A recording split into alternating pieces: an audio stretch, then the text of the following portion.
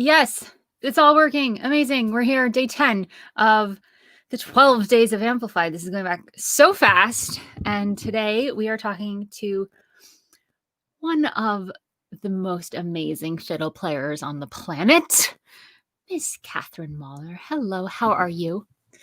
Hello, I am well, thank you. I'm so happy to have you. Thanks for doing this today. Oh, you're welcome. I'm excited to be here. And tell everyone where here is. Here is in rural New Brunswick in Canada. So amazing. The pictures you post are just epic, and I feel like totally on brand with your Celtic music. Just the ocean and the rocky, moody mists and things like that. I love it. It's all so cool. You have had quite the year. Quite the year. Certainly had quite the year. When so many people are saying this was the worst year ever, would you go so far as to say the opposite? Absolutely, but it's really hard to say that right now. It's very hard to say 2020 has been the best year of my life. It is absolutely true, and it all started in March, and it's just gotten better. And it feels like a controversial thing to say at the moment. Have you said this is the best year of my life, and has anyone given you massive evil looks or thrown darts at you or anything? No, but it's every time I talk to someone I haven't seen, they're like, "Oh, how's your year going?" Right? Like, there's a lot of that concern that, Yeah. "Oh, you're a self-employed musician. Are you do you still have food on your table?" Right? Like, that's the feel that I get when I talk to people. Yeah, and you're like, "Yes, I'm eating well. I ration out 3 apples a day. It's great." You just go deep there. All right. I'm so excited to talk to you because you have taken the bull by the horns in such an amazing way. And you also had yourself well set up, which is kind of something that I haven't talked to on any of these is really, how do you set yourself up so that you are kind of bulletproof like you discovered you are? So if you would be willing to share what are the first 3 things, because I know there's a lot of stuff. What are 3 things that have you say this is the best year? Well, my first 3 things. My online teaching has grown immensely. This is something I've been trying to start for years, and the world caught up to me this year. So that has been amazing. Great. Learning that I can pivot. I have always told myself the story that I don't like surprises and I don't adjust well and I don't deal well with the unknown. And this year has proved that to all not be true at all. Love it. Yeah, I know you asked for 3. Those are 2 really big things. They are really big things. The being able to just turn your whole entire teaching business into an online business and save yourself how many hours of driving was it? Oh, yeah. So I live an hour outside of the town where I used to drive to teach every single day, 5 days a week, not every single day. And now I drive to town 1 day a week. So I now have 10 extra hours that I'm not on the road, which is absolutely incredible. So awesome. Amazing. And was turning your teaching from in-person to online, was that the pivot, or were there other pivots that you sort of tackled? Well, so there are a couple of aspects to my online teaching.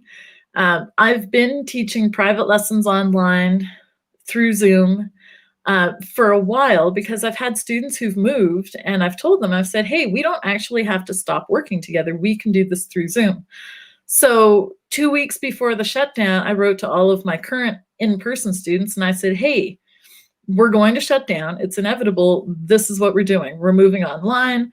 We're using Zoom. This is a program I've used. Here's how you use it. And so when the shutdown started, my students all moved really easily. And it wasn't, so many of my friends were calling their students saying, oh, do you want to do online lessons? And lost a huge number of students. Whereas for mine, I was like, okay, this is what we're doing. This is I how it's going to work. love that. You're like, this is the option. This is the way. For anyone that watches The Mandalorian, that's like they're saying this is the way. And it's not like you're bullying them into it. You just shepherded them into the next phase of their learning, which is so empowering for them. They didn't have to think about it and hem and haw. You're just like, and you gave them everything that they needed to do it powerfully and to do it and be comfortable with the technology. And I'm sure that was a gap for some people. And Yes, it sounded like you absolutely. really closed that gap as best as you could. And yeah, I love that. I love that you were just willing to jump in and do that. So brilliant. Okay, so you said there were several phases or several elements of your online teaching. So that's one, Right. is getting your students to be virtual without the drama of going virtual. So check. What else? And then the other, I have an online fiddle class and an online fiddle community. And I've been running these for years. And there's always been a struggle where I had to, first of all, convince people that I can teach them how to fiddle online and then also sell the courses. And now, where everyone has moved online, this part has gone away, right? Because people now know that you can learn an instrument online. There are all sorts of ads. My Facebook feed is filled with ads for learning guitar online, for learning voice online, for learning piano online. Like this is now a thing. Right. So instead of having to sell both of these things, I only have to sell this one. I only have to sell my product. And so that has been amazing. And we have tripled, I would say, easily more than tripled. We've more than tripled the community. And the other, I'd say we've had like 6 times the sales that I had before the pandemic started in the actual course. So, it's just the growth has been amazing. And that's when I said that the world has caught up with me. That's what I mean. Like this whole, ever since I started taking courses, I'm a total course junkie, and I've been taking courses online since 2012. And I'm sure you could do it before then, but that's when I got into taking courses online and learning from people who live in New York and California and, wherever. And so at that point, I was like, oh, I could do that. I could be teaching online. And then in 2016, I actually launched my online academy. And when the pandemic started, I have to admit, I had this little moment of, I lost my advantage. Right? But it's not, I didn't lose my advantage. I just no longer have to sell that you can do it. Yes, you totally gained the culture. Right. Yeah, I love that. Before we go any further, I want to tell everyone where to go to find out about your lessons and your programs and listen to your music, which we'll talk about. I want to talk about your music. And I know you did some performing virtually, which was amazing early on. But where do we go to get all the things Catherine Muller? CatherineMuller.ca. Amazing. I'm going to spell that out for people that are just listening to the podcast. We're going to go to KatherineMoller.ca, as in Canada. So that's where we're going to go right now. That has all the info that you need. What's the number one thing you would want someone to do when they land there? So there are 2 things depending on who you are. Okay. Everyone can join the community. If you do, I send out a sampler from all of my albums. I've recorded 6 albums. And so anyone who joins my music community, not just fiddlers, right. I send you MP3s and the story behind a track off of each album. Very cool. And then if you're also a fiddler, you get the sheet music. Well, you get the sheet music whether you're a fiddler or not, but you get the sheet music if you're a fiddler, you get to use the sheet music. Great. And then if you are a fiddler, then there's some links there where you can sign up to try out working with me as well. Amazing. All right. So if you are a musician, there's some cool stuff there. If you are a fiddler or want to be a fiddler, and then if you are just a fan or a future fan, which everyone that's listening, you're just going to go and you're going to go get a bundle of songs, and it's all you playing violin. It's instrumental music, correct? It is all me playing, yep, all instrumental. Amazing. Yeah, whenever you play the In the Key concert series, which is our last last Friday of every month. Anytime you play, it's always like, what a great way to enter the weekend and the next month. It's always so inspiring. And let's see. Michael says sheet music either way, very cool. I think that's really cool. I think I'm doing that right now for my luminary list too. I gave some sheet music away, and I was like, wow, how do I like? What if people don't want it? I'm like, everybody gets it. So what? Don't print it out. Okay. Don't click on the link. Don't take it. It's okay. Exactly. I love it. So speaking of music, funny that should come up on a call like this. Tell us what happened for you and your own music projects right off the bat, because you were one of the people.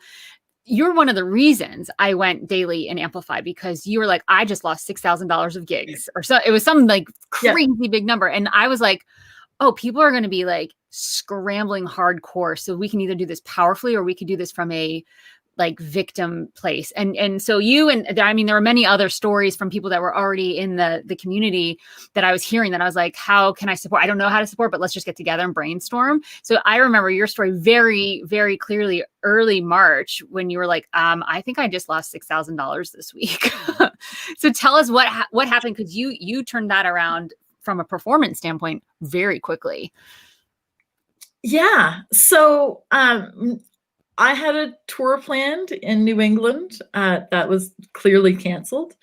I was in the middle of a recording project, and Cheryl talked me off the ledge on that one, because, $6,000 disappears, and that's not a small amount of money. And those were all from gigs that were going to be paying you fees. Those were all from gigs. And the way my year works, January and February, because I live in the world of snow and ice, I don't tend to book a whole lot of gigs. And then March, being a Celtic musician, March is the beginning of my year. Right. As far as performing goes, St. Patty's is always a big one. I perform with Symphony New Brunswick, and that's when we start our shows again. And so I'd just gone through the lean months, I thought, and I was headed into the really good months where I was going to make all my money. March, April, May, I was going to make all my money to live on through the summer, through gigs. And so that all disappeared. But Cheryl talked me off the ledge with my recording project, and I did a hugely successful fan funding right in the middle of a pandemic. I released my album in the middle of a pandemic. I was invited to be a part of an online concert series with Music New Brunswick, which is a local music organization, and that was a paid performance. I was invited to be part of the National Arts Centre concert series, and so that was a series that was broadcast across Canada, and that was another paid performance opportunity. So even though I wasn't leaving home, I was still finding opportunities to perform online and even getting paid for them. I performed at a library in Maine. That was another paid performance. So, I was still able to do things. And I released my album, since I clearly couldn't tour. I released my album, and that's when I did that cluster of concerts. I did the one for the National Arts Centre. I did one for a group out of the UK. I did one for the library in Maine. So I felt like I had an international album release tour. From my house. Yeah. Oh, so amazing. It's so amazing that you were like, I just lost $6,000 of gigs. And then within 1 or 2 months, you made from the gigs alone, you made that back, right? But in very different ways. And tell us, how many people watched that live show, the Canada wide? Have you checked the views on that? I haven't checked recently. I know it was over 5,000. And, when am I going to play for over 5,000 people? Really? It's so amazing that, I mean, you saw all the silver linings, and the cool thing was you got to see them very soon in this process. And I think that just what's possible was so affirming, that it was like, oh, I don't need to get like, I mean, anyone else that lost, like that puts all their, I'm going to say, financial eggs in the 3-month basket of merch through May and then loses them, like anyone else would have just like crawled under a rock, I think. So you were just like, yeah, no. So extraordinary. I mean, so many reasons why this is just like incredibly inspiring. And on your website, is it easy to connect to Facebook, find those shows and see some live performances? Yes. Yeah. Amazing. So again, everyone, it's KatherineMoller.ca, KatherineMoller.ca. So go there and just take a look at what it looks like. I feel like, Catherine, you represent so many musicians in that we are teaching and performing and recording and wearing multiple hats. So you just really represent a large portion of independent artists, I think. And so your story is so incredible, how you can now, with ease, other than the potential weird looks you get, say, yeah, 2020 was my best year ever. It's so amazing. So thank you so much for sharing this. Is there anything else that you want to share that I haven't asked you about, or anything else you want to tell anyone about? Yeah, what 2020 has done for me, as it has shown me that I don't have to do anything. And what I mean by that, and I think this is probably common for a lot of musicians, is that we do all the gigs because we think we have to, right? We think, oh, how am I gonna, get my 3-apple ration for today? Oh, I have to do this gig. I have to do that. I have to. And I no longer have to. Now I look at my schedule, I look at offers, I go, oh, does this align with what I'm doing? Does this align with what I want? Will I have the energy to do this? Is this something that that makes sense? And that is so freeing, and I'm tearing up over it. Oh my gosh, you get to choose what you do day to day. Oh, Catherine, that is the dream. I'm so proud of you. It's been such a joy to watch. And honestly, I think it's been a big motivator for me and so many of the other musicians in Amplify. And the other thing that I just want to point out about your year is how generous you've been with sharing vulnerably inside of our group. I think you really were one of the people that helped other people notice their own wins just by sharing yours, and not having the, oh, I don't want other people to feel bad about this. You're like, I'm sharing this because I need to celebrate it for me, and maybe it will provide something. And I think it 100,000% did. So you're such a staple. And also, when musicians, if you're listening, when you get into Amplify, you might get a sneak peek at Catherine's amazing, like the most beautiful bullet journals you'll ever see in your life. Everyone's like, Catherine, can you show us again? Can you show us again? They put anything I've ever written to shame. Like, you don't write handwriting anyway. So my point being, thank you for being a part of this group and for sharing and for just being such an example of what is possible. You are really extraordinary. Well, thank you. You're welcome.